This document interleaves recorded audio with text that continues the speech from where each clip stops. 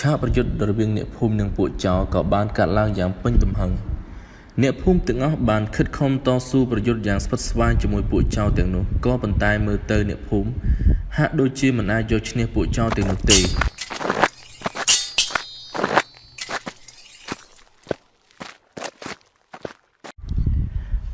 កាលពីជាង100ឆ្នាំមុនមានមេចោរដ៏ល្បីឈ្មោះមួយដែលគេស្គាល់ថាឈ្មោះសំរិទ្ធស័ក្តិគឺជាចោរដ៏ល្បីឈ្មោះនាសម័យកាលនោះអ្នកណាដែលបានឮឈ្មោះមេចោរនេះហើយតែងខ្លាចរអាមិនចង់ជួបមេចោរមួយនេះឡើយមេចោរមួយនេះបានបោះទីតាំងនៅក្បែរជើងភ្នំមួយនៅមិនឆ្ងាយពីទីប្រជុំជនអ្នកស្រុកនោះប៉ុន្មាននោះទេបន្ថែមពីនេះក្រៅពីមានក្បាច់គុណខ្លាំងពូកែហើយមហាចោរម្នាក់នេះក៏មានមន្តអាគមខ្លាំងពូកែដូចគ្នាដែរនៅថ្ងៃមួយមហាចៅនេះបានហៅកូនចៅគេទាំងអស់មកប្រជុំគ្នាដើម្បីរៀបចំផែនការទៅប្លន់ភូមិតូចមួយនៅមិនឆ្ងាយពីទីតាំងរបស់ពួកគេនោះទេនៅពេលដែលកូនចៅទាំងអស់គ្នាបានមកជួបជុំគ្នាហើយមេចៅសំរិទ្ធស័ក្តិក៏បាននិយាយថាណែពួកឯងត្រូវចាំឲ្យច្បាស់ហើយរៀបចំខ្លួនទៅនៅ3ថ្ងៃទៀតយើងនឹងទៅប្លន់នៅភូមិមួយដែលនៅមិនឆ្ងាយពីទីនេះប៉ុន្មាននោះទេយើងបានទទួលដំណឹងថានៅភូមិនោះមិនមានមនុស្សនៅច្រើនប្រមាណទេហើយក៏សម្បូរស្រីស្អាតផងដែរបាទលោកនាយពួកខ្ញុំនឹងចាំបញ្ជាពីលោកនាយជានិច្ចបាទល្អណាស់ការប្លន់លើកនេះមិនមែនយុទ្ធមាសប្រាក់ទេពួកឯងត្រូវចាប់ខ្លួនស្រីស្អាតម្នាក់ដែលនៅក្នុងភូមិនោះឲ្យបានមកឲ្យយើងដែលនាងមានឈ្មោះថាសូដាតែពួកខ្ញុំមិនស្គាល់នាងទេលោកនាយមិនអីទេចាំយើងឲ្យអាដនទៅជាមួយពួកឯងព្រោះវាស្គាល់ស្រីនឹងច្បាស់ឮទេអាដនបាទលោកនាយខ្ញុំស្គាល់ហើយបាទ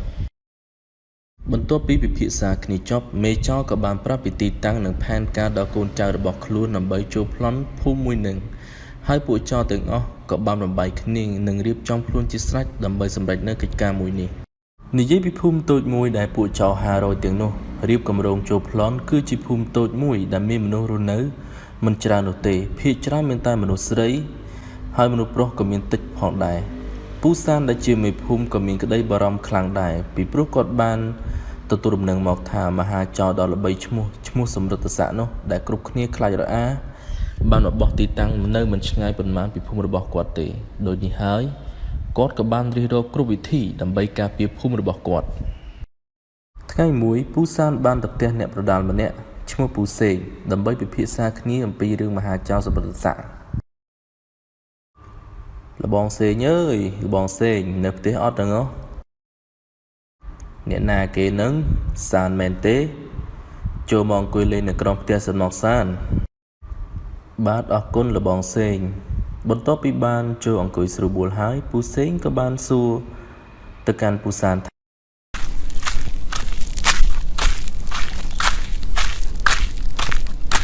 សានឯងមកផ្ទះខ្ញុំមានកិច្ចការអ្វីសំខាន់ដែរទេដោយលបងដឹងស្រាប់ហើយកាលពីខែមុនយើងបានទទួលដំណឹងមកថា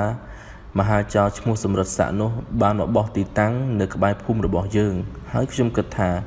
ភូមិរបស់យើងនេះច្បាស់ជាគិតបំផុតត្រូវពួកវាចូលប្លន់ទេណាលបង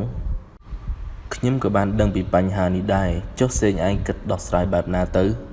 តាមយោបល់ខ្ញុំចង់ឲ្យលបងបង្រៀនក្បាច់ប្រដាល់ដល់ប្រុសក្នុងភូមិពីព្រោះអីលបងសានឯងក៏ចេះប្រដាល់ស្រាប់ដែរដើម្បីទុកការពារខ្លួនតើលបងគិតយ៉ាងណាដែរ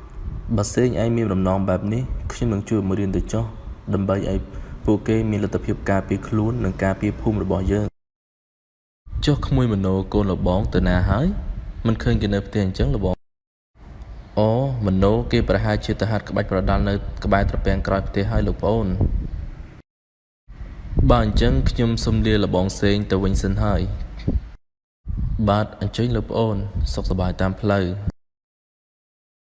និយាយពីមโนគេគឺជាកូនប្រុសតែម្នាក់គត់របស់ពូសេងដែលជាគ្រូប្រដាល់ដល់ពូកែម្នាក់នៅក្នុងភូមិហើយសង្សារបណ្ដូលចិត្តរបស់គេគឺជានាងសូដាដែលជាស្រីស្អាតប្រចាំភូមិដូចគ្នាទាំងពីរនាក់គេស្រឡាញ់គ្នាណាស់ហើយនឹងរៀបការជាមួយគ្នានៅឆ្នាំក្រោយទៀតផងល្ងាចនោះនៅពេលដែលកំពុងហាត់ប្រដាល់តែម្នាក់ឯងនោះស្រាប់តែនាងសូដាបានដើរមកដល់ហើយក៏បាននិយាយថាបងមโนរវល់តែហាត់ប្រដាល់អញ្ចឹងបានមិនឃើញទៅលេងផ្ទះខ្ញុំសោះអូនសូដាមកដល់តាំងពីពេលណាហ្នឹងបងរវល់ទៅហាត់ប្រដាល់ទៅមិនបានឃើញអូន ខ្ញុំមកដល់មិញនេះទេបងខ្ញុំមកមើលស្រែទៅឈានមកលេងបងតែបើបងរវល់ហើយខ្ញុំមិនរំខានទេណា មិនរវល់ទេបងគ្រាន់តែអបសុកទៅមកបញ្ចេញកម្លាំងឲ្យចិត្តស័យលេងហ្នឹងណាបានអូនមកលេងអញ្ចឹងបងសប្បាយចិត្តណាស់តោះអូនទៅអង្គុយលេងនៅក្បែរមាត់ត្រពាំងវិញនិយាយរួចពួកគេទាំងពីរនាក់បានទៅអង្គុយក្បែរមាត់ទឹកបន្ទាប់ពីអង្គុយរួចមកមនោក៏បាននិយាយទាំងសប្បាយថាបងសប្បាយចិត្តណាស់សូដាបន្តិចទៀតយើងនឹងរស់នៅជាមួយគ្នារហូតហើយចុះអូនវិញសប្បាយចិត្តអត់អូនក៏សប្បាយចិត្តដែរតែអូនខ្លាចទៅថ្ងៃមុខទៀតបងប្រែប្រួលលែងស្រឡាញ់អូនមិនអាចទេហើយក៏គ្មានថ្ងៃនោះកើតឡើងដែរអូនជឿចិត្តបងចុះអូនក៏សង្ឃឹមថាស្នេហាយើងនឹងបន្តទៅមុខរហូតចុះមនោបងសូមស្បត់ថានឹងនៅជាមួយអូនរហូតដល់ចាស់សក់ស្កើបើសិនជាបងក្បត់សន្យាសូមឲ្យទេវតាប្រឡាយសង្ខារបងចុះនិយាយចប់សូដាសំនឹងមុខសង្សារដោយមានសេចក្តីសុខពេលនោះស្រាប់តែនីលេបានដើរមកហៅមនោថាបងមនោអ៊ំសេងឲ្យខ្ញុំមកហៅបងឯងប្រញាប់ទៅវិញមានរឿងអីមែនទេលេបានជាលោកពុកប្រញាប់ឲ្យបងទៅវិញដូច្នេះខ្ញុំក៏មិនដឹងដែរបងគាត់តែប្រាប់ឲ្យខ្ញុំមកហៅបងឯងទៅវិញបើអញ្ចឹងឯងទៅមុនចុះណាបន្តិចទៀតបងនឹងតាមទៅពីក្រោយបន្ទាប់ពីនីលេដើរចេញបាត់ទៅនាងសូដាក៏បានត្រឡប់ទៅផ្ទះរបស់នាងវិញដែរនៅពេលដែលនាងមនោដើរទៅដល់ផ្ទះគេវិញពូសេងក៏បានហៅកូនមកនិយាយថា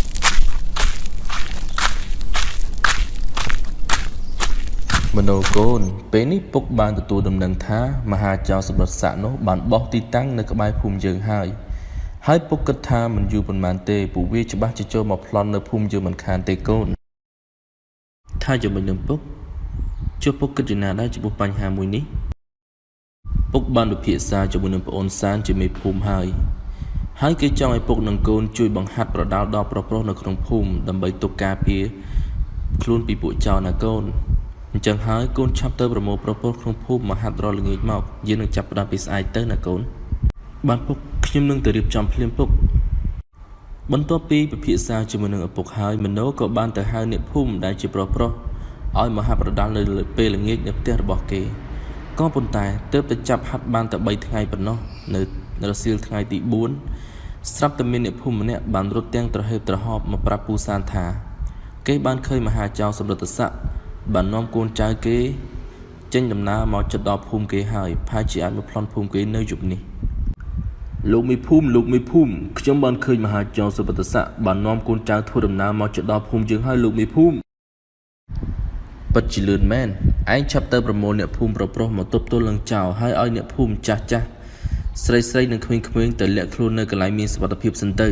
ប្រុសម្នាក់នោះបានប្រញាប់ផ្ដល់ដំណឹងដល់អ្នកភូមិទាំងអស់ឲ្យត្រៀមខ្លួនរួចជាស្រេចមនោនិងពូសេងបាននាំគ្នាមកដល់ផ្ទះពូសានដើម្បីរៀបចំផែនការតស៊ូជាមួយនឹងពួកចោរ500ទាំងអស់នោះនៅពេលដែលទៅដល់ហើយពូសានក៏ចាប់ផ្ដើមនិយាយលបងសេងពួកចោរចិត្តមកដល់ភូមិយើងហើយយប់នេះយើងប្រហែលជាមិនផុតពីការប្រយុទ្ធគ្នាជាមួយពួកចៅទេលោកប្អូនសានឯងកំព្រួយអីខ្ញុំនិងកូនមនោបដិញ្ញាថានឹងការពារភូមិនេះរហូតដល់ដង្ហើមចុងក្រោយសំឡេងធ្វើដំណើររបស់មហាចៅនិងកូនចៅកាន់តែមកចិត្តទៅបន្តិចក្រោយមករូបរាងដ៏កំណាចរបស់មហាចៅសមត្ថស័ក្តិបានបង្ហាញខ្លួននៅលើខ្នងសេះនិងកូនចៅរបស់គេនៅពេលដែលមេចៅនិងកូនចៅធ្វើដំណើរមកជិតដល់មាត់ផ្លូវជួរភូមិគេក៏បានឃើញអ្នកភូមិប្រុសៗប៉ុន្មានអ្នកឈរនៅមុខត្រៀមខ្លួនដូចជាស្រេចដើម្បីនឹងតទល់ជាមួយនឹងក្រុមរបស់ខ្លួន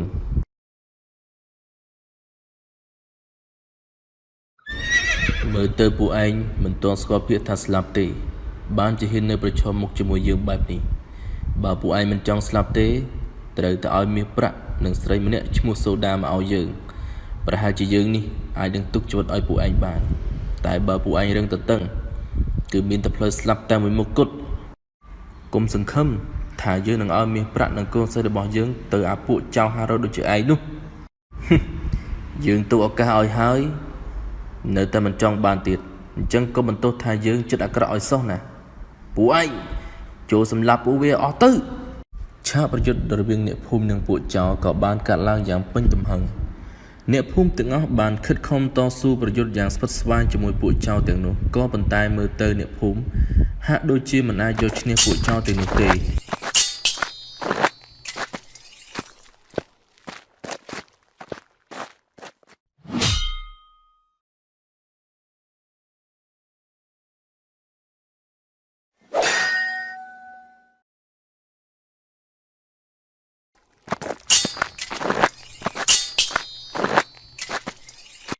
និយាយពីនាងសូដាវិញទោះបីជានាងបានរត់ពីភូមិជាមួយអ្នកភូមិផ្សេងទៀតក៏ដោយប៉ុន្តែនាងនៅតែបារម្ភ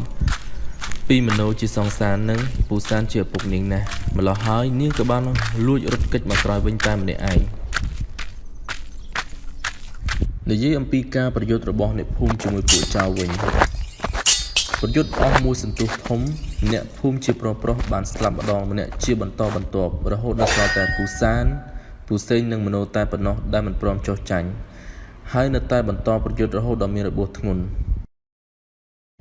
នៅពេលដែលពូសាននិងពូសេងកំពុងប្រយុទ្ធជាមួយមេចៅក៏ត្រូវបានកូនចៅម្នាក់លួចវាយប្រហារពីក្រោយធ្វើឲ្យពូសានបាត់បង់ជីវិតភ្លាមចំណែកពូសេងវិញក៏បានស្រែកប្រាប់ទៅកាន់កូនគាត់ថា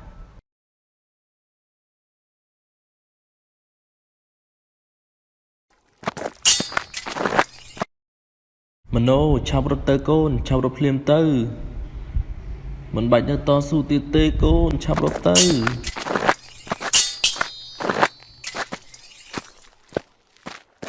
និយាយបានតែប៉ុណ្ណេះគាត់ក៏បានដាច់ខ្យល់ស្លាប់បាត់ទៅពេលនោះនាងសូដាបានរត់មកដល់ដែរនៅពេលដែលឃើញឪពុកស្លាប់បែបនេះនាងតក់ស្លុតយ៉ាងខ្លាំងហើយក៏បានរត់ទៅកាន់សពឪពុកនាងទាំងទឹកភ្នែកពេលនោះមេចៅក៏បានដើរមកជិតនាងរួចក៏និយាយថា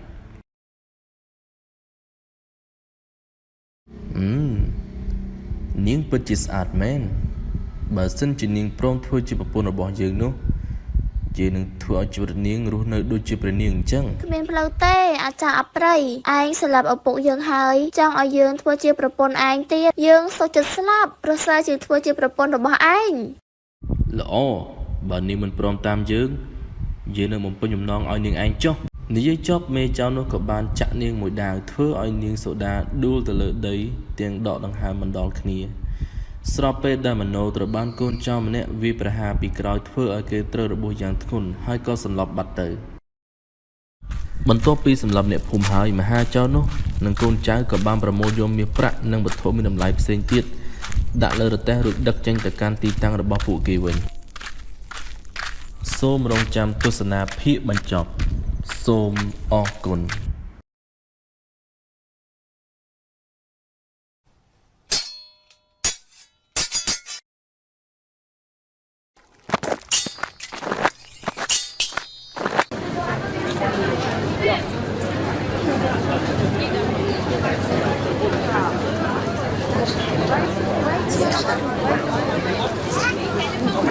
ក្បាច់ក្បូនណាស៊ីមួយជើងទៅ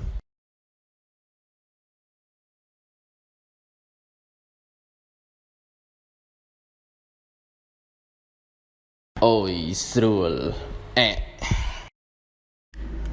ព្រឹកព្រលឹមឡើងមានព្រះសង្ឃមួយអង្គបាននិមន្តឆ្លងកាត់ភូមិដែលត្រូវចោលប្លន់កាលពីយប់មិញហើយព្រះអង្គបានឃើញអ្នកភូមិស្លាប់ច្រើនបែបនេះព្រះអង្គក៏មានចិត្តសង្វេគខ្លាំងណាស់ហើយក៏បានរៀបចំបូជាសពអ្នកភូមិទាំងនោះទៅ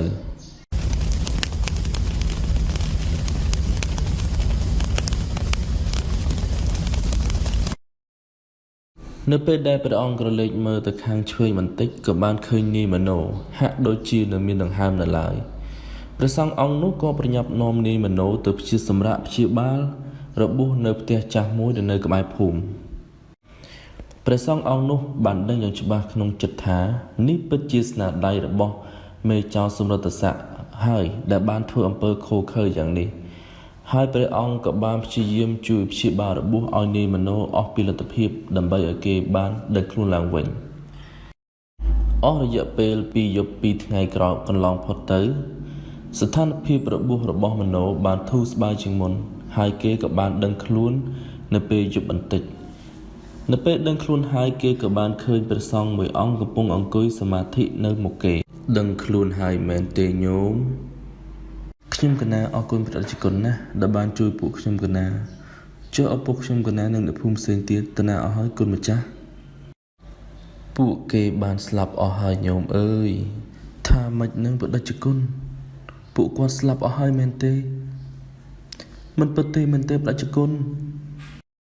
ទទួលស្គាល់ការពិតទៅញោមអាត្មាដឹងថាវាពិបាកទទួលប៉ុន្តែការពិតនៅតែជាការពិតមនុស្សដែលស្លាប់ទៅហើយមិនអាចរស់វិញបានទេញោមកាត់ចិត្តទៅណាឪពុកខ្ញុំសង្សារខ្ញុំ បានតែចោលខ្ញុំអស់ហើយតើឲ្យខ្ញុំរស់នៅបែបណាទៅកើតចាស់ឈឺស្លាប់ជាច្បាប់ធម្មជាតិចូលងោមរងាប់ចិត្តហើយសម្រាកទៅនិយាយចប់ព្រះសង្ឃអង្គនោះបាននិមន្តទៅសមាធិនៅក្រោមដើមឈើធំមួយក្បែរនោះរាត្រីស្ងាត់បាត់ព្រះសូរិយានៅសល់តែចន្ទ្រារះបំភ្លឺលោកាតែឯកឯងនីមโนអង្គុយសញ្ជប់សញ្ជឹងកណ្ដោយកណ្ដែងម្នាក់ឯង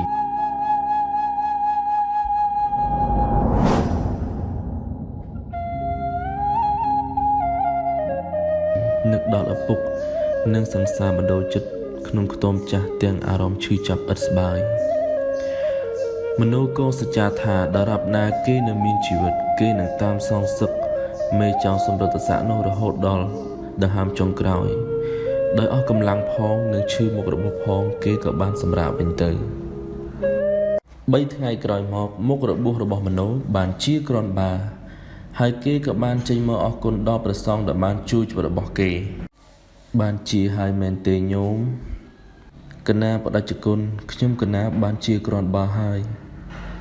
ចុះបដិជគុណបានឃើញសូដាសង្សារខ្ញុំកណាទេខ្ញុំកណារនាងមិនឃើញសោះអាត្មាមិនបានឃើញនាងទេប៉ុន្តែញោមគង់តែបានជួបនាងវិញមិនខានអាត្មាដឹងទេថាញោមមានគំនុំក្នុងចិត្តតែបើសិនជាញោមបណ្ដោយឲ្យវាគ្រប់គ្រងញោមមិនមែនជារឿងល្អទេណាប៉ុន្តែកូនប្រុសមានគំនុំត្រូវតែសងសឹកដរាបណាខ្ញុំនៅមានដង្ហើមខ្ញុំក៏នឹងតាមសងសឹកមេចောင်းសម្រិទ្ធស័ក្តិនោះជារៀងរហូតញោមនិយាយត្រូវតែបើញោមមិនដោយឲ្យកំហឹងទោសៈមកដឹកនាំនោះញោមមិនអាចយកឈ្នះមេចៅនោះបានទេព្រោះថាមេចៅនោះមិនត្រឹមតែមានក្បាច់គុណខ្លាំងពូកែទេថែមទាំងមានមន្តអាគមខ្លាំងដូចគ្នាអាត្មាអាចជួយញោមបន្សាបមន្តអាគមរបស់មេចៅនោះបានតែញោមត្រូវព្យាយាមវឹកហាត់ខ្លួនឯងឲ្យពូកែជាងនេះសិនណានីមโนបានស្ដាប់ពាក្យទាំងនេះហើយក៏មានកម្លាំងចិត្តឡើងវិញហើយព្យាយាមវឹកហាត់ក្បាច់គុណទាំងថ្ងៃទាំងយប់រហូតដល់ខ្លាំងពូកែជាងមុនគំនុំការសងសឹកបានខ្លាំងជាកម្លាំងចិត្តរបស់គេឲ្យកាន់តែវឹកហាត់ខ្លាំងក្លាបន្ថែមទៀតរហូតធ្វើឲ្យវិជាគុណរបស់គេមានសភាពល្អជាងមុនឆ្ងាយណាស់អស់រយៈពេល1ខែក្រោយមកព្រះសង្ឃនោះក៏បានហៅមโนមកនិយាយប្រាប់ញោមមโน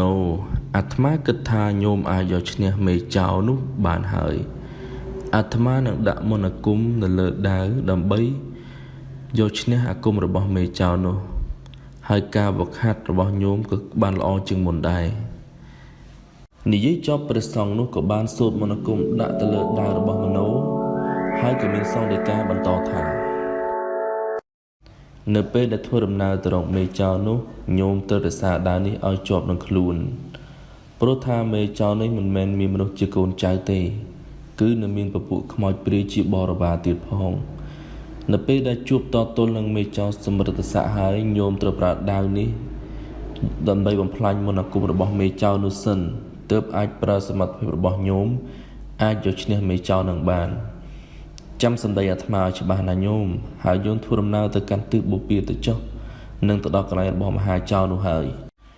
បន្ទាប់ពីអរគុណព្រះសង្ឃនោះហើយមโนក៏បានធ្វើដំណើរចេញទៅនៅពេលធ្វើដំណើរចេញទៅមโนបានជួបប្រយុទ្ធជាមួយនឹងកូនចៅនិងពពួកខ្មោចព្រាយដែលមេចៅនោះបានដាក់ឲ្យនៅយាមតាមផ្លូវ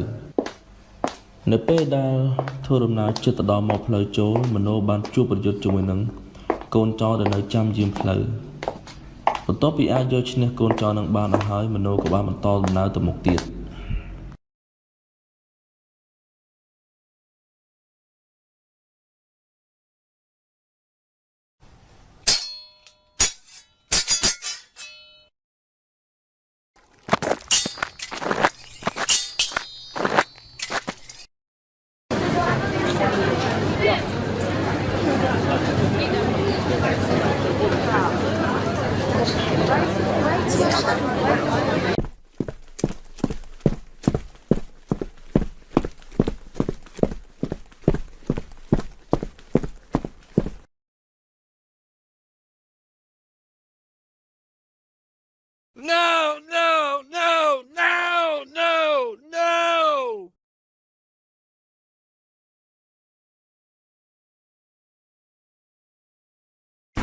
chứ ai là kia hiện trường một can thực đây là bao nhiêu nữa ai score là nhất nè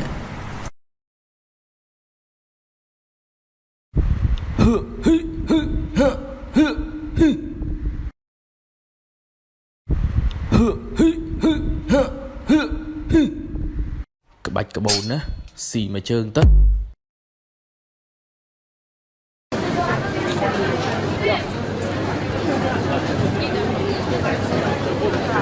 ôi srulធ្វើដំណើរទៅមុខបានបន្តិចទៀតស្រាប់តែលេចខ្លួនព្រាយមួយបានចេញមុខមករារាំងដំណើររបស់មโนឃើញបែបនេះមโนក៏បានប្រយុទ្ធជាមួយព្រាយនោះនេះមโนបានព្យាយាមវាយប្រហារទៅលើព្រាយប៉ុន្តែមិនអាចធ្វើអ្វីវាបានឡើយថែមទាំងត្រូវព្រាយនោះវាយឲ្យគេខ្ទាតទៀតផង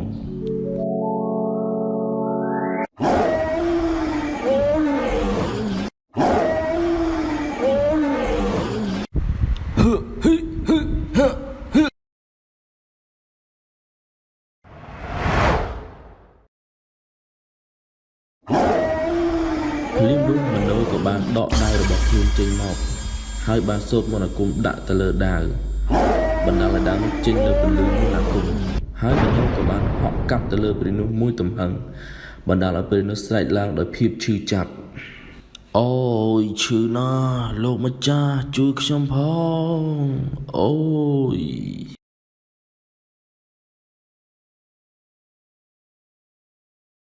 បន្ទាប់ពីយកឈ្នះព្រាយនោះហើយមโนក៏បានបន្តដំណើរទៅមុខទៀត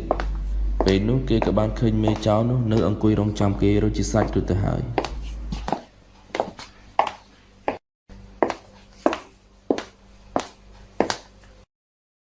ឯងពិតជាគ្រាន់បើមែនដែលអាចយកឈ្នះកូនចៅយើងបាន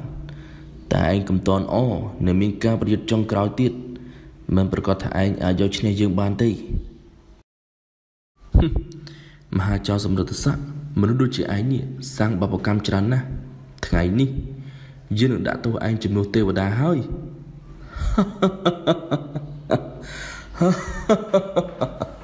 គួរចង់សើចណាស់មនុស្សដូចជាឯងនេះមកដាក់ទោសយើងឯងបើឯងមិនទាន់ឃើញក្តារមឈូសឯងមិនទាន់ស្រក់ទឹកភ្នែកទេនិយាយចប់មេចៅនិងមโนក៏បានសូត្រមន្តអាគមបញ្ចេញយុទ្ធសាស្ត្ររៀងៗខ្លួនដើម្បីតតាំងគ្នាប៉ុន្តែមើលទៅលើកដំបូងពួកគេហាក់ដូចជាស្មើគ្នាបានមួយសន្ទុះក្រោយមកក៏មានសំឡេងផ្ទុះមួយបណ្ដាលឲ្យគេខ្ទាតចេញដូចគ្នា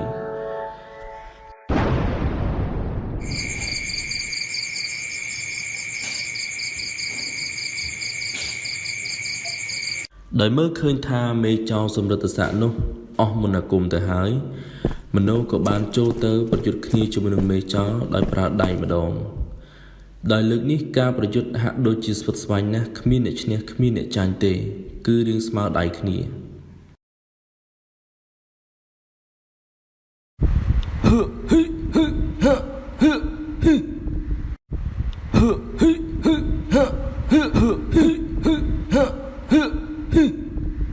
ក៏ប៉ុន្តែបន្តិចក្រោយមកមโนហាក់ដូចជាមានប្រៀបជាងដោយសារគេបានវឹកហាត់នៅក្បាច់គុនគេអស់រយៈពេល1ខែជាងទៅហើយក៏បានវាយមេចៅនោះឲ្យដួលទៅនឹងដីទ្រោមខ្លួនក្រោកឡើងរួច